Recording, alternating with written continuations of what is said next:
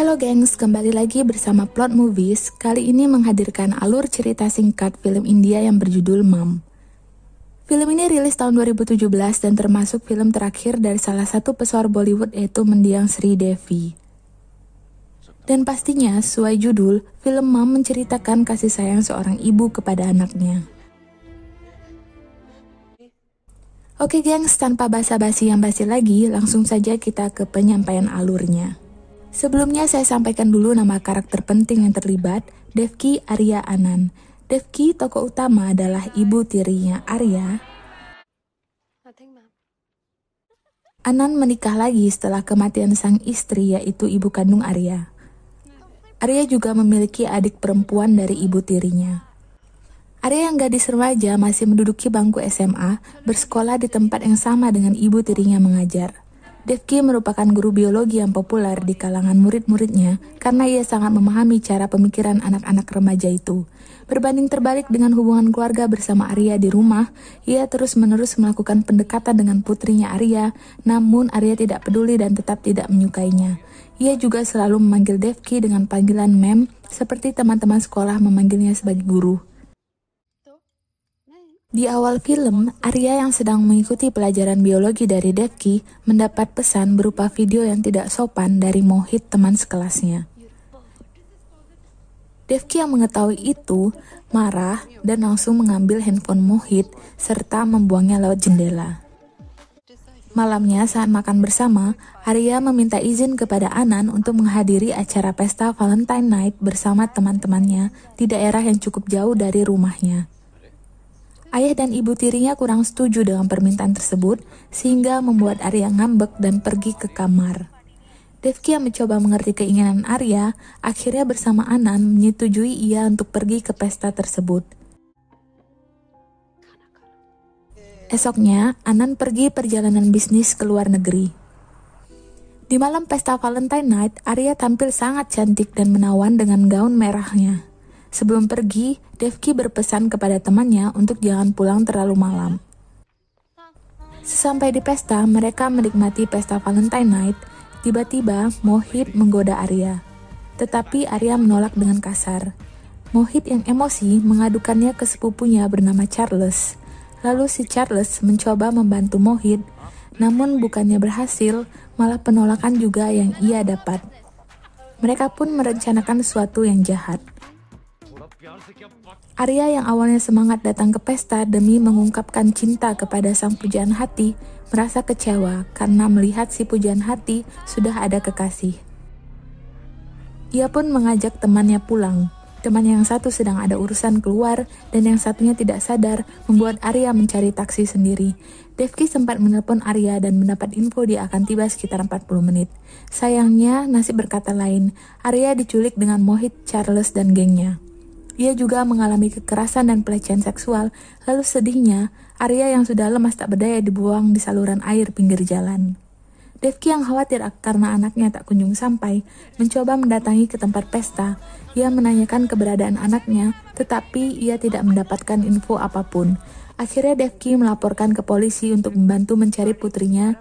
Kurang bagusnya, si polisi tidak menganggap itu hal yang darurat, malah menyepelekan kekhawatiran si ibu. Saat akan pulang, Devki bertemu lelaki misterius yang bernama DK. Ia mengaku bisa membantu menjadi detektif pribadi. Esok paginya, seorang pria bersama anjingnya menemukan tubuh Arya. Untungnya Arya masih bernapas dan segera dilarikan ke rumah sakit. Devki yang mengetahui itu bergegas menuju rumah sakit dan hatinya sangat terpukul melihat kondisi anaknya yang kritis di ICU. Ia pun menangis terseduh-seduh setelah mengetahui apa yang terjadi dengan anak gadisnya. Anand sang ayah rela menghentikan perjalanan bisnis dan pulang untuk melihat Arya. Kasus Arya diambil oleh Matthew. Saat Arya mulai sadar, ia memberitahu orang-orang yang telah menyerangnya. Matthew yang saat itu menginvestigasi kasusnya langsung cepat bertindak menangkap para pelaku. 4 orang tersangka telah ditangkap, yaitu Mohit, Charles, Baburam, Jagan.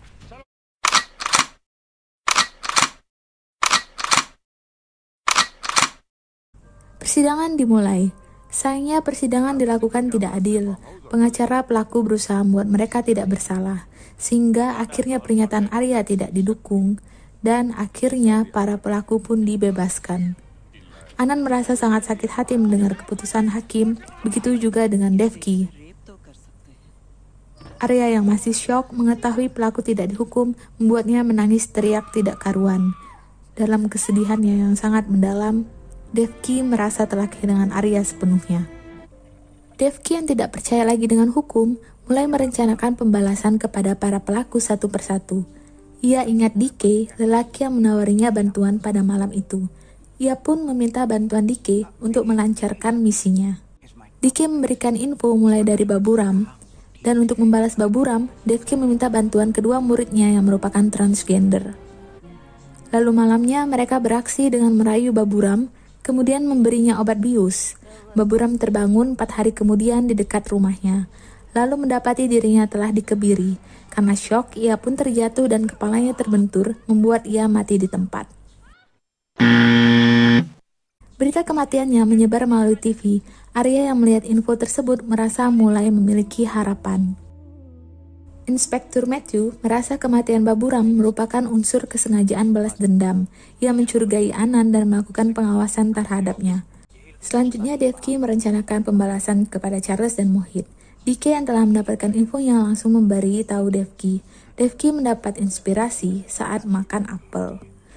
Ia menjadikan apel sebagai sumber cyanida untuk meracuni Charles.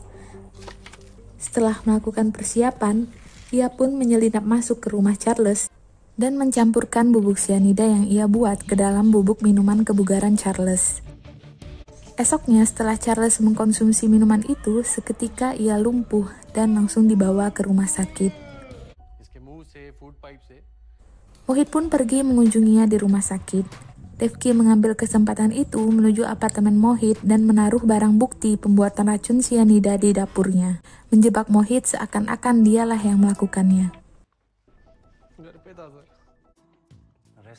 Polisi pun menangkap Mohit. Sayangnya saat investigasi, Inspektur Matthew menemukan kacamata Devki di lokasi. Ia pun mencurigai Devki. Devki mendatangi Charles yang lumpuh di rumah sakit. Ia secara sengaja mengekspos dirinya dan mengakui perbuatan balas dendamnya ke Charles. Charles pun jadinya mengetahui dalang dari semua itu. Saat Devki mengantar putri kecilnya ke sekolah, Matthew menemuinya. Ia memperingati Devki untuk berhati-hati dengan Jagan, seorang kriminal. Ia juga mengancam akan menangkap Devki jika masih melakukan balas dendam. Namun Devki menghindar dari perkataannya dan pura-pura tidak tahu. Di rumah, Arya mendapatkan info mengenai Charles yang lumpuh serta Mohit yang dipenjarakan. Ia pun mulai berkomunikasi dengan ayahnya dan mengajak liburan. Sebelum liburan, Devki menemui Dike untuk melanjutkan misi balas dendam ke Jagan. Namun Dike menunda sampai Devki dan keluarga pulang dari liburan. Akhirnya Devki setuju dan mengucapkan terima kasih kepada Dike. Ketika Dike keluar dari tempat pertemuannya itu, ia bertemu Matthew yang telah mengikuti Devki secara diam-diam. Ia pun diajak ke kantornya untuk diinterogasi. Namun Matthew dilarang melanjutkan kasus Arya oleh atasannya dan fokus ke kasus lain. Dike pun terbebas dari Matthew. Jagan yang kembali muncul mengunjungi Mohit di penjara. Ia melihat Mohit yang kesakitan dan menderita. Setelah itu, ia pun ke rumah sakit untuk bertemu Charles dan menanyakan siapa yang membuatnya lumpuh. Di saat nafas terakhirnya, Charles menyebutkan Mam. Seketika Jagan pun mengetahui bahwa ibu dari Arya lah dalangnya.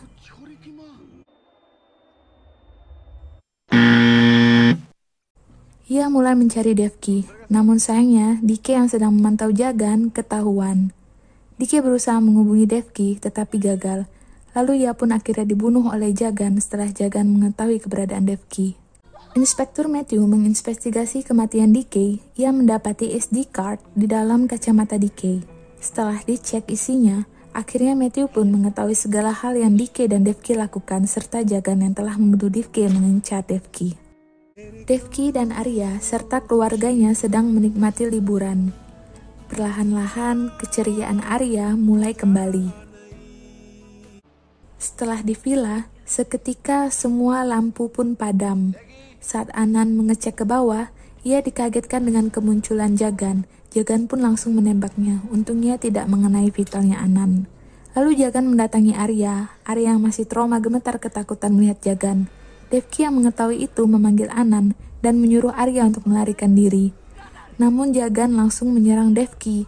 Ia mencoba mengakhiri nyawanya dengan plastik sampai kehabisan nafas. Merasa Devki sudah mati, Jagan mengejar Arya keluar. Karena semangatnya untuk menyelamatkan Arya membuat Devki masih hidup. Ia pun menyusul keluar mencari Arya. Sebelum ia menemukan Arya, Devki dipukul dari belakang oleh Jagan. Saat hendak menembak Devki, Inspektur Matthew datang. Mereka pun berkelahi. Matthew berhasil menyudutkan Jagan, sedangkan Devki juga menyudutkannya dengan pistol yang jatuh. Checkmate untuk Jagan. Awalnya Matthew melarangnya untuk menembak Jagan, namun Devki mengungkapkan kemarahannya terhadap perbuatan mereka pada putrinya. Lalu Matthew pun memberikan pistolnya ke Devki. Ia menyuruh Devki untuk menembak Jagan dengan senjata yang tepat. Jagan berusaha membujuk Devki dan berjanji bertobat. Ia juga menceritakan tentang perbuatan balas dendam Devki. Arya yang bersembunyi mendengar semuanya, lalu ia menampakkan dirinya. Devki melawan keraguan di dalam dirinya untuk membunuh Jagan. Tiba-tiba ia mendengar Arya memanggilnya dengan sebutan Mam untuk pertama kali. Lalu keraguan itu pun hilang dan akhirnya ia menembakkan semua peluru ke Jagan. Setelah itu Arya lari menuju Devki dan langsung memeluknya. Untuk pertama kalinya juga ia mencium Devki sebagai ibunya dan mengatakan I love you kepadanya. Devki yang terharu bahagia juga mengucapkan I love you kepada Arya. Dan film pun selesai. Intinya, seorang ibu sangat menyayangi anaknya. Ia akan senang jika anaknya senang, ia juga akan terluka jika anaknya terluka.